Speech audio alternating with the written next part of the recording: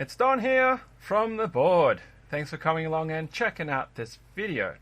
So this video is part 4 now of the keyboard and microphones series. Part 1 I just talked about the concepts. Part 2 I recorded the Rode NTR ribbon microphone. Part 3 I recorded the Rode NT1 condenser microphone. And part 4, as you would know from the description of this video, from the title of this video, we're going to be having a look at the Technica AT2020 condenser microphone. Now, the 2020 is very similar in regards to its pickup to the NT1, but price range wise, it is actually still at a lower bracket. So, going from the most expensive with the ribbon microphone to a little bit lower on the NT1 to a little bit lower again to the 2020 as far as XLR microphones go, because all of these three that I've looked at so far use the XLR connection rather than a USB, and whether that's important or not is really hard to tell, but it means that they're all going through my mixer and I've got them set to the same gain and all of that kind of stuff, right? Let's have a look at the frequency response graph, first of all, just a revisit of that. So here's the frequency response graph. We talked about it in part 1 in that there is only a deviation of about 10 decibels, which is what they're indicating here, but they're not giving us how much of that above the 0 decibel, whether if it's a gain or a loss. And once again, it also cuts off at the 20K range, and we see it's a little bit weaker on the lower frequencies, sort of flattens out a bit during the mid-range, and then there's a little bit of a pickup in the higher frequencies. So, same setup as before. We are going to be doing a monkey type for a minute. We're going to be recording in Audacity. We'll do the noise reduction. We'll do the amplification, and then we'll generate a spectrum so that we can have a comparison. Once again, it is my plank hanging off the filing cabinet set up over here, and I've tried to position it as best I can over the actual top of the keyboard. It is a little bit limited because it's a shorter length of microphone compared to the NT1, which is here. You can see the actual size of the microphone is quite different, but this is a large 1 inch diaphragm on the condenser, whereas I think the 2020 looks to be a little bit smaller than that. It might be the same size, but just from the metal bit that's actually visible, it looks to be small. You'd have to go and look it up and compare the actual technical specs in regards to their condenser. So right now you're hearing me on the NTR, and I'm going to start dialing that down now, just like I did before, and ramp up with the AT2020. Now you should be hearing me on the 2020, which once again, just like before on the NT1, I'm talking at it at a plane which is not ideal for pickup, the way that it's designed, and you can see there's text here. It's probably really small, but it says back, so it's not designed to be talked through the back, it's designed to be talked through the front, but that's facing the keyboard to give us the best possible results. So we're going to go with 10 seconds for background noise and then into the 1 minute for the monkey type. So we'll see how that goes.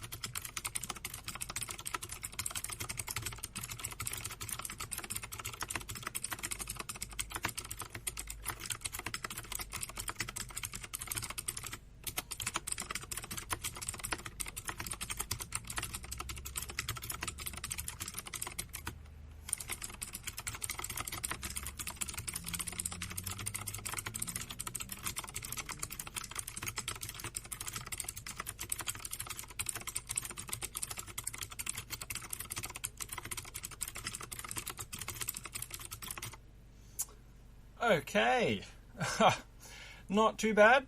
Very similar to the NT1 rate where I should probably stop the recording. So I hit about 91, I believe, and also a little bit high on the accuracy, but 92, not bad. 80 to 90 is pretty average for me. Accuracy over 90% I'd be pretty happy with in general. Now I'm just going to tune back out onto the NT1. Right, so now we're talking back on the NT1. Once again, let's go through the process. Zip out to the start and catch it from about 3 seconds to 13 for the noise reduction.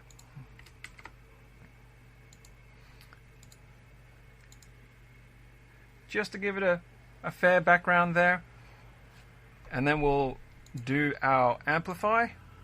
17, so the pickup on here was actually weaker than the NT1 at the same gain. Okay, and we'll chop it out from about 13.5. And it doesn't really matter about the back end simply because it's only going to take the first 54 seconds, 54.6 seconds.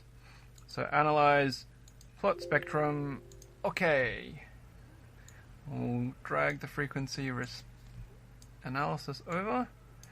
We'll change that over to a log frequency, and there you go. So that's what the 2020, the AT2020 XLR pickup looks like as far as a frequency analysis goes. Once again, you're getting a bit of a tail off towards that 20 Hertz. You do see this pickup around between the 7,000 to 10,000. So that'll be interesting once we start stacking the graphs together and checking out what they look like in total. I don't have the USB version of the AT2020 because it comes in both the XLR and the USB. It would be really interesting if people had access to both of those to be able to compare them side by side, because you would then be able to determine if the condenser is actually generating the same output with the different electronics in the back end. Having the mixer control all of the amplification and the levels and the gain then into the PC for recording versus having a lot of that controlled within the actual device through the USB would potentially make a significant difference in how it sounds and represents. Whether that is noticeable for keyboards, I honestly don't know. I don't have a 2020 USB to make that comparison, so I can't do that, right? Now, you'll note that I've actually got the 2020 and I've got the NT1 still set up and plugged in. They're still plugged into my mixer. I can have all three of them running simultaneously. And the reason why I did that was because I wanted to have an opportunity to record all three microphones simultaneously, so including the NT1, which I'll reposition as well, so that we can see what the spectrum looks like when you use multiple microphones to pick up. Like if you just mashed all of their pickups together and that combined sound. Now, while Audacity can technically record in stereo, because they're all going through the same mixer and the mixer is generating one output into my PC, it's only going to get a mono signal, right? So we'll do that in a separate video, which is most likely after this because I've still got all of this out. But hopefully that'll make something interesting, something different as well. Rightio. Well, that's it for the AT2020 bit.